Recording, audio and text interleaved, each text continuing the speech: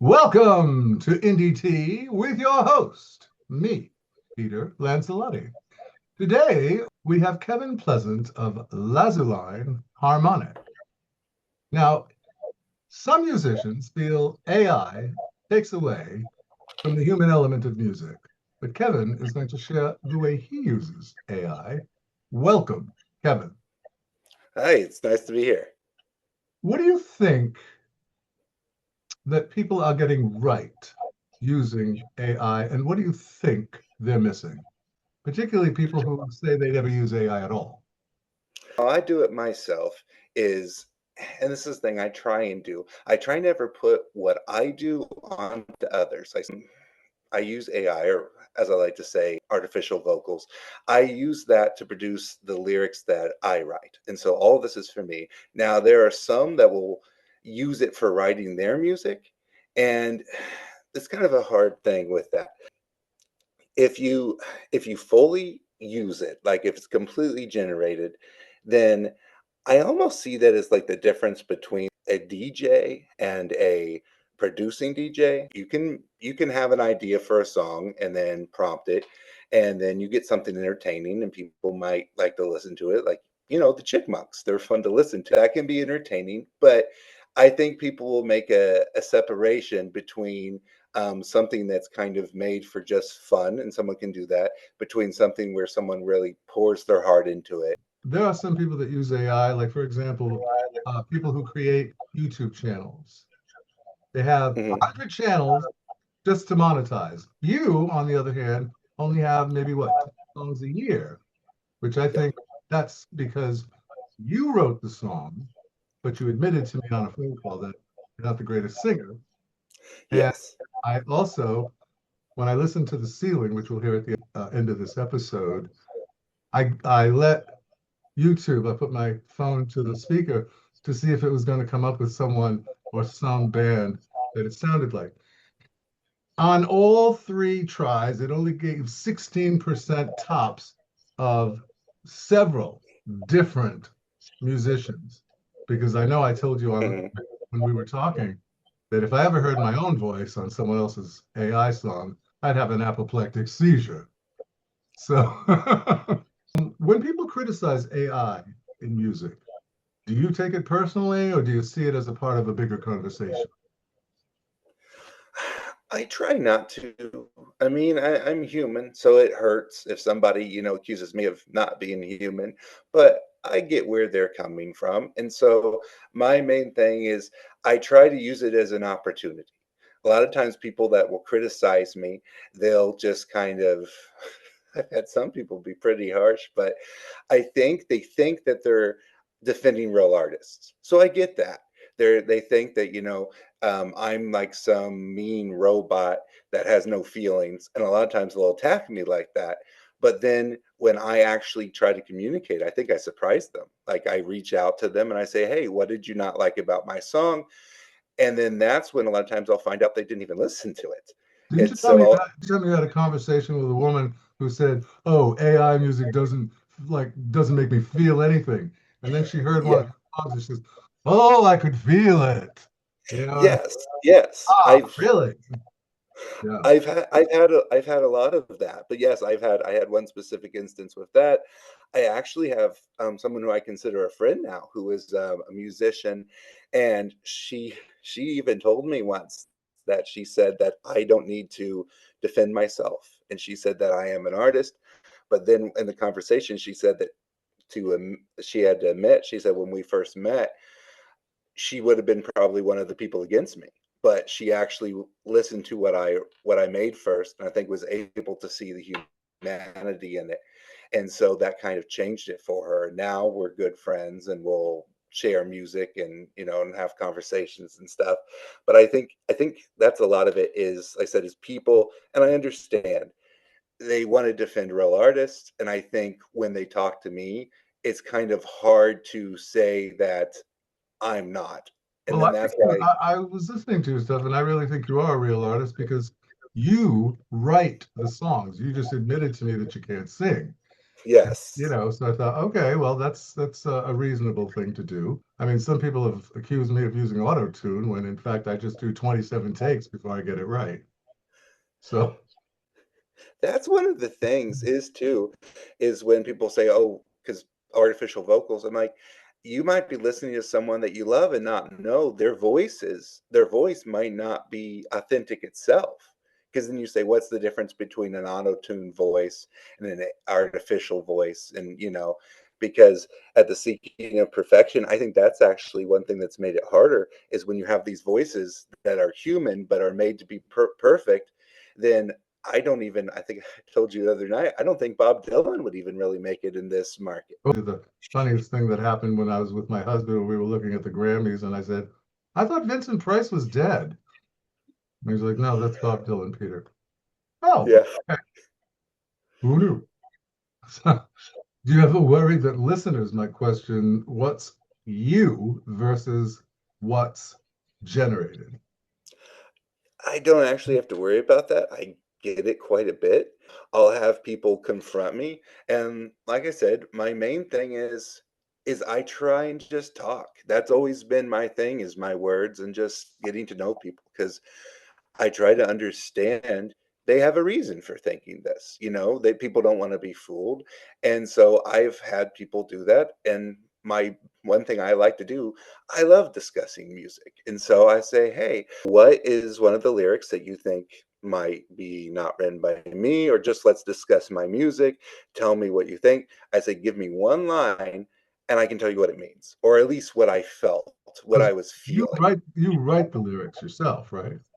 Oh yeah, yeah. All of my lyrics I write. Like I said, I've been writing since I was 12. And I've been trying to do something with my music since I was like 18. Like I told you, No, I have a I song. never asked you. Do you play an instrument?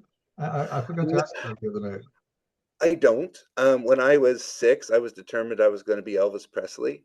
My parents let me listen to my parents let me listen to old time the oldie station. So that was mainly what I was allowed to listen to was oldies. I could listen to the Christian station, I can listen to oldies. And so I listened to Buddy Holly and I listened to Elvis. I loved Elvis. And then I was able to see, I think, something on TV. They had Jailhouse Rock. And I saw him moving and playing the guitar.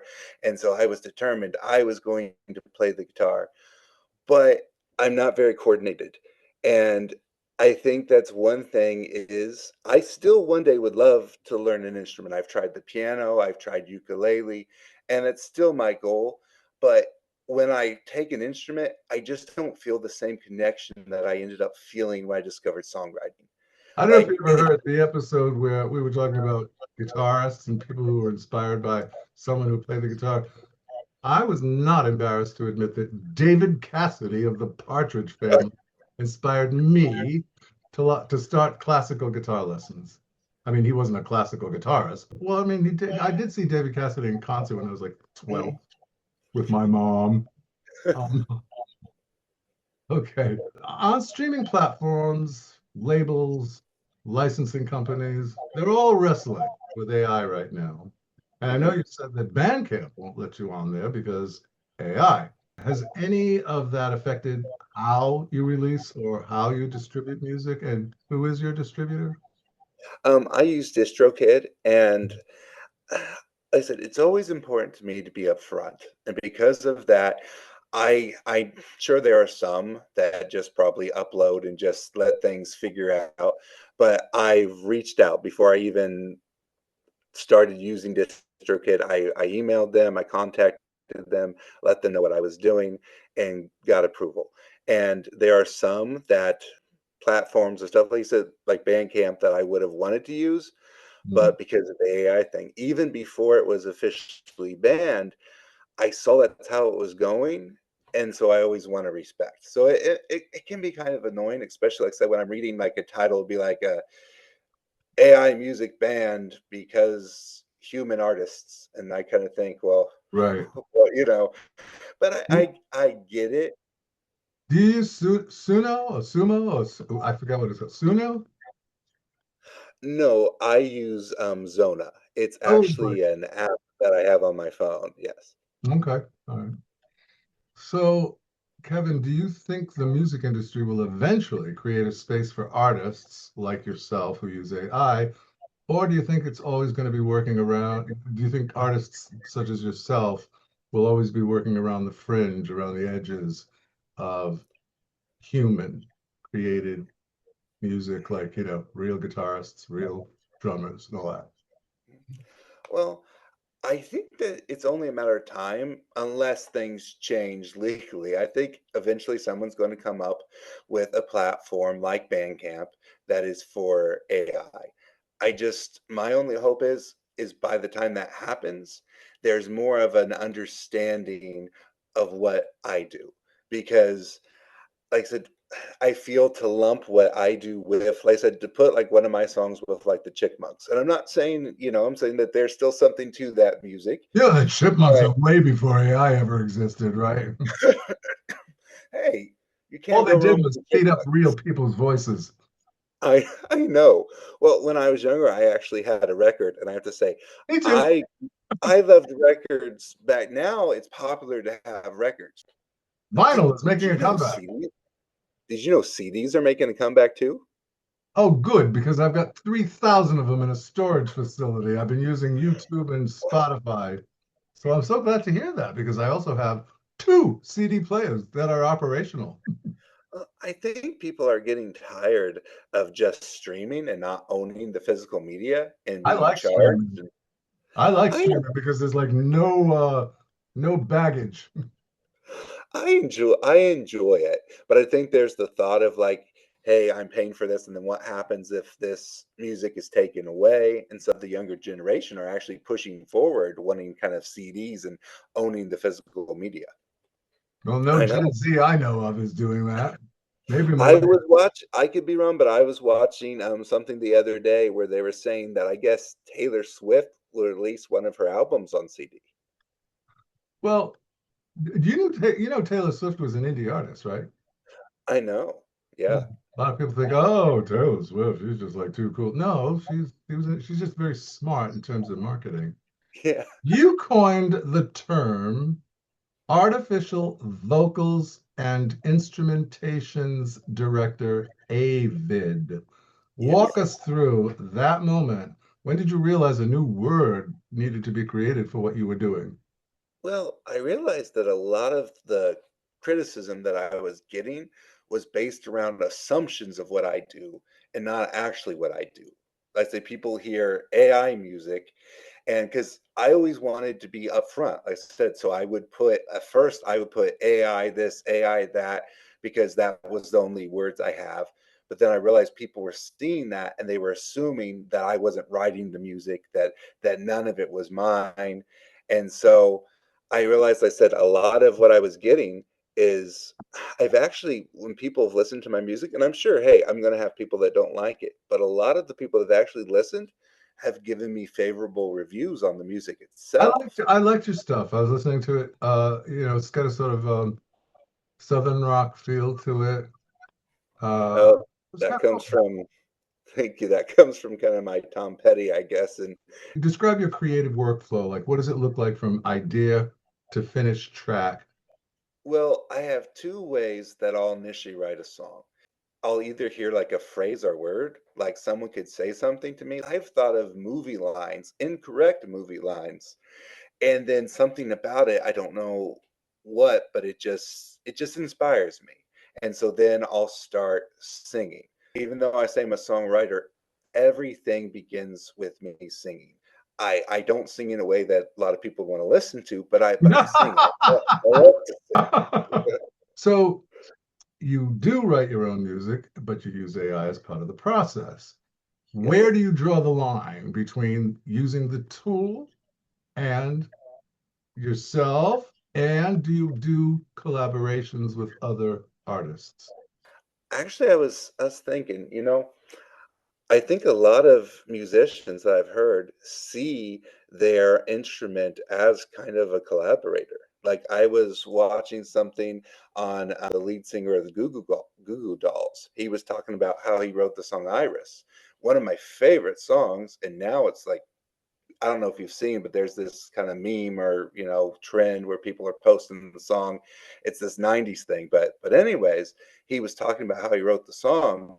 He had just been offered this great opportunity to make a song for this big motion picture, and so he was sitting down. He broke two of his guitar strings. He didn't feel like replacing them, so he tuned the guitar in a certain way, and it just made this sound, and then that sound inspired the song. Hmm. I didn't know that. Yeah, and I've heard of other artists where they say like they see it as this like they'll have a specific guitar or piano they want to use because something about it just when they play it, a sound it inspires them.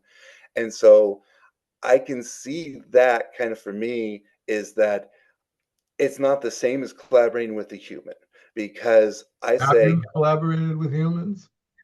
I have tried. Actually, two of the songs I released on my EP, Them Days and Better for You, I had written for forever and ever ago. And when I initially did, that was a point where YouTube, you could still kind of talk to people. And I had two Oh, people reach kind of. out. Do you find people are less, they're more polarized these days and less likely to want to talk in a reasonable, civilized way? Yeah, I think so. And I think it's hard to connect with people the same way. And it makes collaboration hard because I think everybody's afraid that someone's going to take their music. And so a lot of people are on guard and you have a lot of artists making their own music. So a lot of singers that really have great voice also are great songwriters. And so I've tried. I said so originally when I reached out, I did a little bit of collaboration, but it never got past rough demos. So I spent years and years trying to get people to collaborate with me. Like I would love collaboration, but I just feel like I said everybody's kind of doing their own thing. And I actually just had kind of epiphany the other day. I just realized I think one reason it's hard for me to find collaborators is my music is so personal to me. Ah, well, And that's a good reason. There was someone I think I told you about who wrote his own song, released it with his own voice, his own music, and then he took the song that he wrote, put it through mhm, AI, and then got sued for copyright infringement of his own yes, song. yes. I thought that was like bizarre. That was just bizarre. Anyway, when you're directing an AI vocal performance, what does that actually look like in practice? Are you adjusting the phrasing, the emotion, the timing, the same things that a producer would do with a human singer?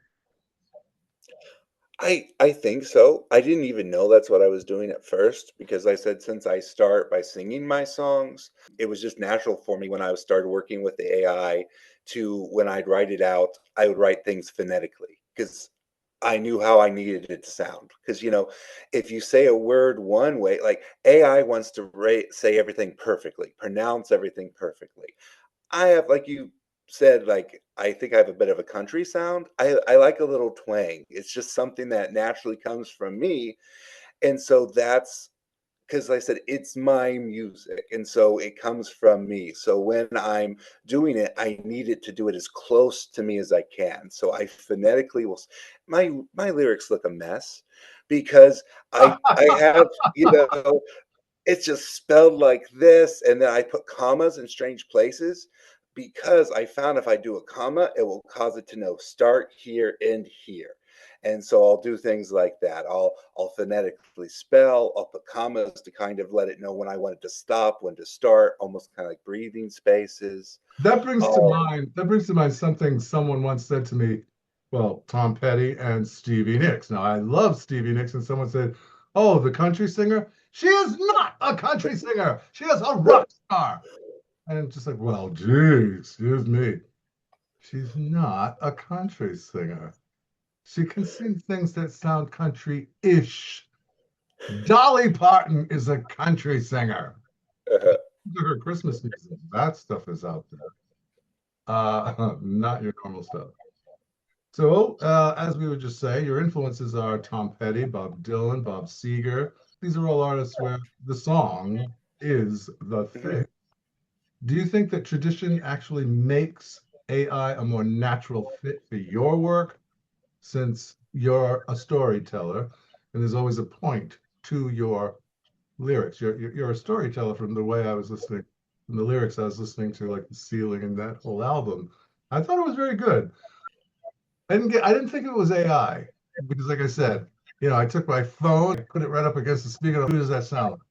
Because it did sound familiar, but it's. I'm guessing. I don't really know enough about AI, and maybe you can enlighten me. Mm. I don't know enough about AI to know whether or not it's cloning other voices or conglomerating. Well, there are different tools. So you can have, like, even in like what I use, they have where you can clone a voice. So I actually have tried doing my voice where like it'll take and then it creates a thing, but I I actually With suffer all the from something sharps and called, flats, with all the sharps and flats. yes, yes. I suffer from something called dysphonia, which means sometimes if I push my voice, it kind of starts to get a little shaky and a little raspy.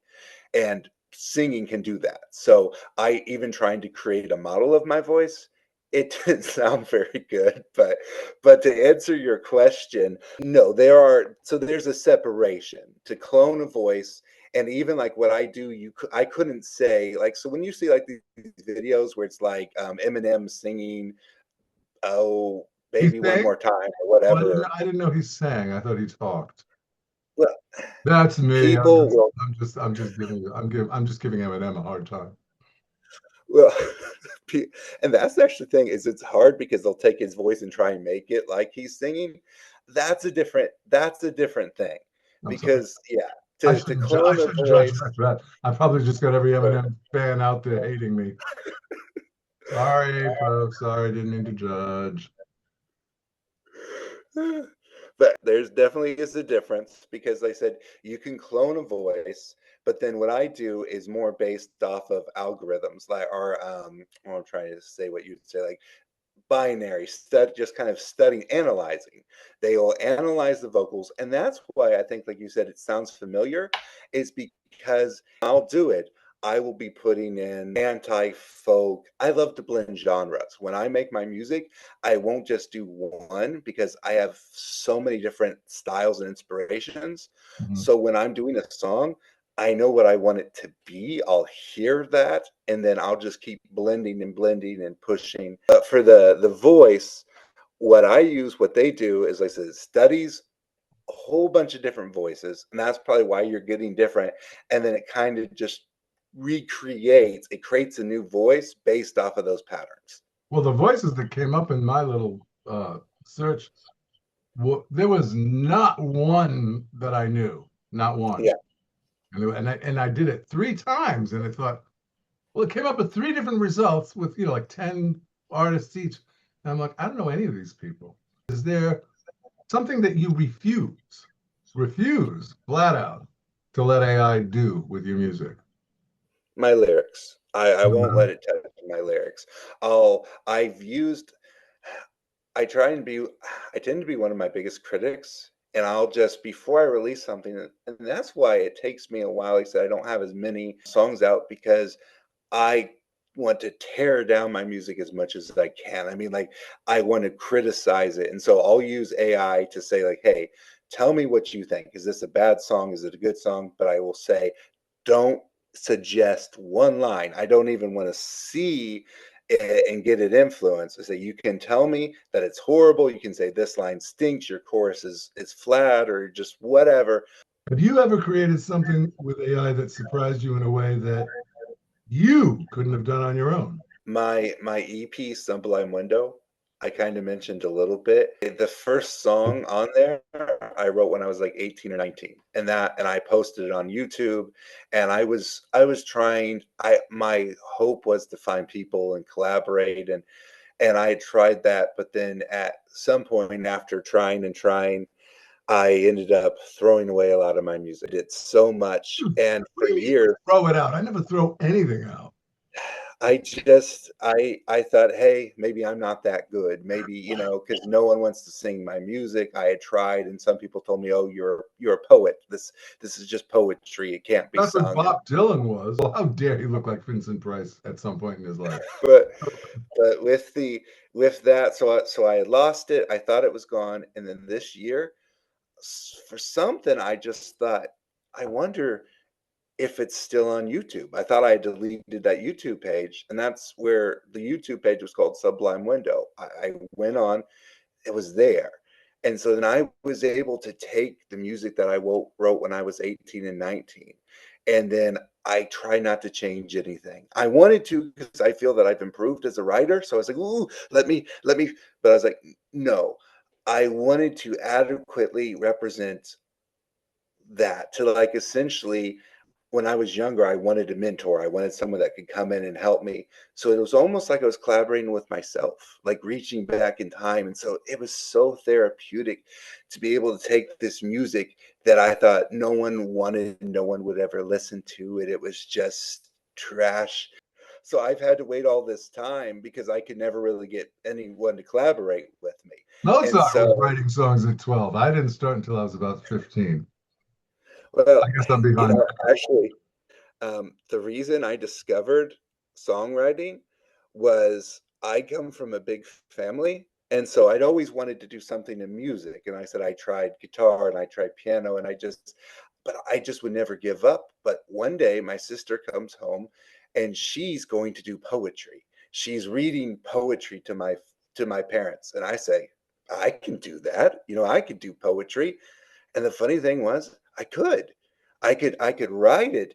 And then quickly I realized this is what is in the music. This is what, this is it. And then just this light bulb, I can do that. I can make music. And that's where my connection was because, and that's the thing is where some people say, well, you could learn. And I could, and one day I'd love to learn, but my true passion where I feel that I'm making music is when I'm writing, when I'm Writing creating, lyrics or writing music? writing the lyrics, coming up with well, and even that too, as I said, when I write, I sing. Like every song, it changes when I do the AI, but I always have a tune. When I first come up with a song, it always comes out as I'm singing it. Interesting. At the end of the day, Mhm. what do you want people to feel when they hear your music, regardless of how it was made? Hope. Which might sound surprising because I know a lot of my songs, like The Ceiling, deal with kind of pain and just turmoil. But the whole thing through all of that is I always try to have there to be an undercurrent of hope, of surviving these things and these traumas. And that's why my mother told me once, she said, Kevin, why can't you just write a happy song? And to me, they are happy because, like I said, even though the characters and they're normally me, you're going through all these. The idea, like with the ceiling, is don't give up. You just have to keep climbing, even if the ceiling comes down, even if things fall down. And that's what I want people to do. I want someone who's going through pain to be able to listen to the song and to feel their pain in it and to feel heard and recognized, but then also to feel I can do it. If Tom Petty could hear Lazuline harmonic track, Lazuline harmonic track, which is who you are, what do you think Tom Petty would say to you? If they contact me and said, "Hey, this is horrible," my response probably would be, "You listened." I was just over the moon, like you heard it. So I think I would probably be thrilled they even took the time. But I would hope that they would recognize the humanity and the story and the emotion. And you know what? The funny thing is, a lot of times when I share my music with people, one of the first things is they'll say, "Ooh, I love your vocals," and then I'll explain and be like, "Oh, thank you," but they're not Truthful mine. about But it. At least you're yeah, truthful. Because I've had people try to fool me and go, oh, I wrote this song with the band, when in hmm fact They are not a band. They are a single human being, and they're okay. So you know what I'm saying. Yeah, and I tried, and sometimes I just will take the compliment. I'll be like, "Thank you for they're not mine, but thank you." Or if the person will just say, "Oh, these are awesome vocals," I'll say thank you, and I try to focus on the songwriting. But I appreciate the compliment. But the thing is, and this is maybe I don't know, but for me, in a way, it's my voice. Even though they're different, they sound different, is since it's like if you hear a guitar and you say, "Oh, that's so soulful," you're hearing an inanimate object produce music, but it's able to do so because the person playing it is pouring so much soul and passion into it. And I like to feel or believe that when people hear my music and they say, "Oh, that's so much soulful," and it's just I feel the emotion, it's mine. That since it's an inanimate object, my emotion and my passion for music and for the song is pouring into it. And so I believe they are hearing emotion. And that's why when people say, "Oh, AI makes emotionless music," if you don't pour it into it, it's not going to. Like if I take a drum and put it outside in the rain, you're going to hear bop, bop, bop, bop, bop, bop, bop, but it's not going to be anything soulful. It's just going to be sound. You take an experienced musician who has passion and he plays the drums, you're going to hear that soul because he's pouring his soul into the instrument. And that's what I like to believe I do. Hey, folks, I want to thank a very brave man, Keven Pleasant of Lazuline Harmonic, for being with us here today on NDT Demos to Discovery. Thank you, Keven, for being with us today. Hey, thank you so much for having me. Thank you for letting me talk. And what you're hearing now coming in is The Ceiling by Lazuline Harmonic. And we hope you enjoy it because it is Kevin's song. Thank you again. Good night, Keven. Good night. And I'd stare outside my window when the world just seemed so loud.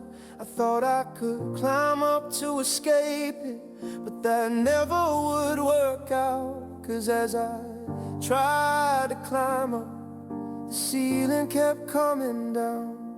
Yeah, the ceiling kept coming down. Broken dreams piled up like dishes, seem lost but they surround everything I thought I'd be, but never quite worked out. And it's never quite what it seems, and it never quite turns around. 'Cause when I think I'm going up, the ceiling keeps coming down. Yeah, the ceiling keeps coming down. I wonder what it matters, as there's more cracks than I can count. And though I tried to patch them, I think I know better now. But discontent is no solution, and I can never stay on the ground. Now it's never quite what it seems, and it never quite turns around. 'Cause when I think I'm going up, the ceiling keeps coming down. Yeah, the ceiling keeps coming down. Oh, oh.